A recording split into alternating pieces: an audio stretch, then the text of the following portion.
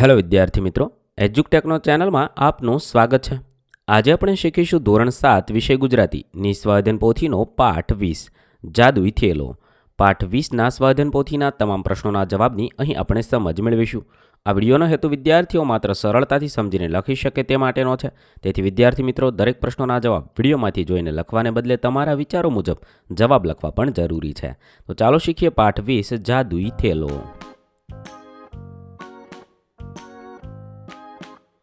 સૌપ્રથમ પ્રશ્ન નંબર 1, યોગ્ય વિકલ્પ પસંદ કરી પ્રશ્નોના ઉત્તર લખો.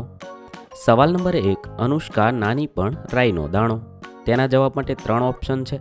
તેનો સાચો જવાબ થશે બ, અનુષ્કા એક ખુમારીવાળી છોકરી હતી. PMRBP એટલે જવાબ થશે પ્રધાનમંત્રી રાષ્ટ્રીય બાલ પુરસ્કાર યોજના. સવાલ નંબર 3, જોશી દાદાએ સાર્થકના વાંસામાં ધબ્બો માર્યો કારણ કે જવાબ થશે ક, સાર્થક ખૂબ પાક્કો હોવાથી દાદાજીએ વહાલપૂર્વક ધબ્બો માર્યો હતો. પ્રશ્ન નંબર 2, આપેલા કોષ્ટકની વિગતને આધારે પ્રશ્નોના ઉત્તર લખવાના છે. અહીંયા સુપર ઓવરનો રોમાંચ એ વિગત છે, ભારત ઓસ્ટ્રેલિયા વચ્ચેની છે. તે વાંચવાની છે, સમજવાની છે. તેના આધારે આપણે નીચેના પ્રશ્નોના જવાબ જોઈએ. આ બધું વાંચી અને પ્રશ્નોના જવાબ લખીએ. 1, સુપર ઓવરમાં કોનો વિજય થયો હશે? જવાબ થશે સુપર ઓવરમાં ભારતનો વિજય થયો. સવાલ નંબર 2, કુલ કેટલા બેટ્સમેનો છે? તેના નામ લખો. કુલ 5 બેટ્સમેન છે. 1, Virat Kohli, 2, Shivam Dube, 3, David Warner, 4, Travis Head અને 5, સ્ટીવ સ્મિથ. 3, કયા બોલરે ઓછા રન આપ્યા છે? કેટલા રન? જસપ્રીત બુમરાહ ઓછા રન 13 આપ્યા છે. 4, સૌથી વધુ રન કોણે કર્યા? કેટલા રન કર્યા? સૌથી વધુ રન વિરાટ કોહલીએ કર્યા, તેણે 11 રન કર્યા છે. 5, બંને ટીમના કુલ કેટલા એક્સ્ટ્રા રન આવ્યા? કયા કયા? બંને ટીમના કુલ 13 રન એક્સ્ટ્રા આવ્યા, 9 રન વાઇડના અને 4 રન લેગ બાયના. 6, કુલ કેટલા બેટ્સમેન આઉટ થયા? કેવી રીતે આઉટ થયા? કુલ 2 બેટ્સમેન આઉટ થયા, વિરાટ કોહલી રન આઉટ અને David Warner catch out. 7, David વોર્નરને કોણે આઉટ કર્યો? તે કેવી રીતે આઉટ થયો? ડેવિડ વોર્નરને જસપ્રીત બુમરાહે આઉટ કર્યો, તેનો કેચ રોહિત શર્માના હાથે થયો, તે કેચ આઉટ થયો. 8, શું આ મેચ રોમાંચક છે? કેવી રીતે? હા, કારણ કે જો છેલ્લા બોલ પર જીતવા માટે 6 રનની જરૂર હતી અને 6 રન લાગી જાય તો ઓસ્ટ્રેલિયા જીતી જાત. પ્રશ્ન નંબર 3, અનેકાર્થી શબ્દનો અર્થ આપી તેનો વાક્યમાં પ્રયોગ કરવાનો છે. ઉદાહરણ આપેલું છે. ભાવ તો પ્રેમ અને સ્નેહ થશે અને બંનેના વાક્ય રજૂ કર્યા છે. આવી રીતે આપણે અર્થ આપી અને વાક્ય પ્રયોગ કરવાના છે. શબ્દ અને વાક્ય પ્રયોગ.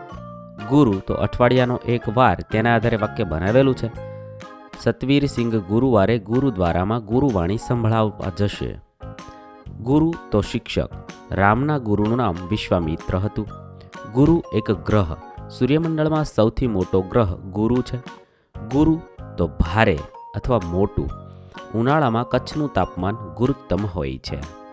ત્યારબાદ વાર, અઠવાડિયાનો એક દિવસ તો રવિવાર એટલે મજાનો વાર છે. બીજું વાર પ્રમાણે, ધોરણ વાર રમત રમવા જવું. ત્રીજું વાર ફેરો, હું 5 વાર સફેદ રણમાં ફરવા ગયો છું. ત્યાર પછી હાર તો પરાજય, મહાભારતના યુદ્ધમાં કૌરવોની હાર થઈ. હાર તો ગળામાં પહેરવાની માળા, શ્રી રામ ભગવાને સીતા માતાને હાર આપ્યો. પ્રશ્ન નંબર 4, આપેલા પ્રશ્નોના ઉત્તર લખો. 1, દાદાજીના થેલાને જાદુઈ શા માટે કહ્યો હશે? કારણ કે દાદાજીના થેલામાં એવી વસ્તુઓ નીકળે છે કે વાત ન પૂછો. કોઈ વાર નવી વાર્તા તો કોઈ વાર નવી રમત, કોઈ વાર રામાયણ કે મહાભારતની વાર્તા તો કોઈ વાર અત્યારના સમયની નવી જાણકારી લઈને આવતા. તેથી દાદાજીના થેલાઓને જાદુઈ થેલો કહ્યો હશે. 2, દાદાજીનું વર્ણન 2-3 વાક્યમાં કરો. દાદા એટલે જોશી દાદા. તેમણે ઇસ્ત્રીબંધ પેન્ટ અને શર્ટ પહેર્યા હોય, આંખે ચશ્મા ચડાવ્યા હોય, પગે કાળા ચપ્પલ પહેર્યા હોય અને સફેદ રંગનો થેલો ભરાવ્યો હોય. 3, બહાદુરી પુરસ્કાર માટે બાળકોની પસંદગી કેવી રીતે કરવામાં આવે છે?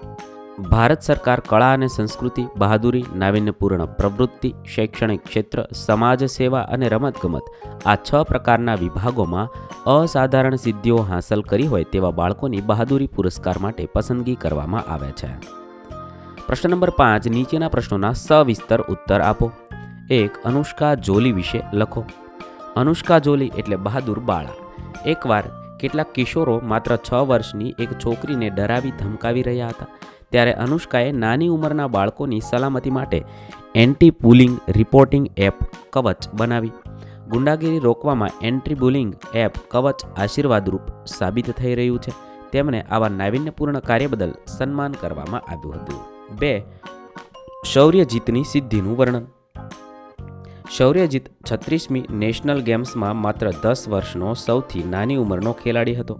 તેણે મલખમ જેવી સૌથી અઘરી રમતના ખેલાડી તરીકે એન્ટ્રી લઈને ઇતિહાસ રચ્યો હતો.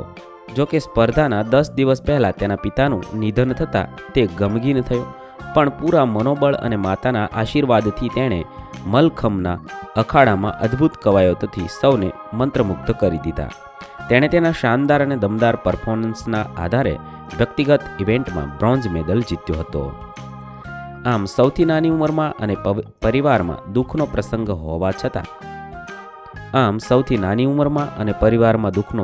હોવા છતાં શૌર્યજીતે કરેલા પરફોર્મન્સને આધારે વડાપ્રધાનશ્રીએ તેને 36મી નેશનલ ગેમ્સનો સ્ટાર પરફોર્મર ગણાવ્યો હતો. પ્રશ્ન નંબર 6. કૌંસમાં આપેલા શબ્દોનો ઉપયોગ કરી નવું વાક્ય બનાવવાનું છે. અહીંયા તમે જોઈ શકો છો, તમે તેમજ તમારો ભાઈ બેઉ આવશો તો ચાલશે. અહીંયા અનેને આધારે વાક્ય બનાવેલું છે. તમે અને તમારો ભાઈ બેઉ આવશે તો ચાલશે. આવી રીતે વાક્ય બનાવવાના છે. 1. દિવસ રાત જોયા વગર તેણે ખૂબ મહેનત કરી. કૌંસમાં અને લખ્યું છે તો લખાય દિવસ અને રાત જોયા વગર તેણે ખૂબ મહેનત કરી. 2. જયદીપે ખૂબ મહેનત કરી પણ નિષ્ફળ ગયો. અહીંયા છતાં છે. જયદીપે ખૂબ મહેનત કરી છતાં નિષ્ફળ ગયો. 3. વરસાદ વરસતો હતો છતાં રમત ચાલુ રહી. તો પણ ને આધારે વાક્ય બનાવવાનું છે. વરસાદ વરસતો હતો તો પણ રમત ચાલુ રહી. 4. તમારે ચા અથવા કોફી બંનેમાંથી એક તો લેવું જ પડશે. અહીંયા કેને આધારે વાક્ય બનાવવાનું છે. તમારે ચા કે કોફી બંનેમાંથી એક તો લેવું જ પડશે. 5. રસ્તો ભીનો હતો એટલે વિદિત લપસી પડ્યો. રસ્તો ભીનો હતો તેથી વિદિત લપસી પડ્યો. પ્રશ્ન નંબર 7. નીચે કેટલાક મનની લાગણી કે ભાવને વ્યક્ત કરતા શબ્દો આપ્યા છે. તેનો ઉપયોગ કરી વાક્ય બનાવવાનું છે. 1. હર્ષવાચક વાહ વાહ. વાક્ય બનાવી શકાય. વાહ, તમારો આકર્ષક પ્રોજેક્ટ તો ઘણો શાનદાર છે. 2. આશ્ચર્યવાચક અહો અથવા હે. અહો, આ તો ખરેખર અદ્ભુત દ્રશ્ય છે. 3. શોકવાચક અરે રે અથવા હાય હાય. અરે રે, હાય હાય, આ તો ખૂબ જ ભયંકર ઘટના બની ગઈ. 4. ધન્યવાદવાચક સરસ અથવા શાબાશ. શાબાશ, તારી મહેનત આખરે રંગ લાવી. 5. ક્રોધવાચક ચૂપ અથવા બસ. ચૂપ, બસ હવે વધારે કંઈ બોલવું નથી. પ્રશ્ન નંબર 8. તમારા દાદા દાદી કે વડીલો પાસેથી સાંભળેલી કોઈ એક વાર્તા લખવાની છે.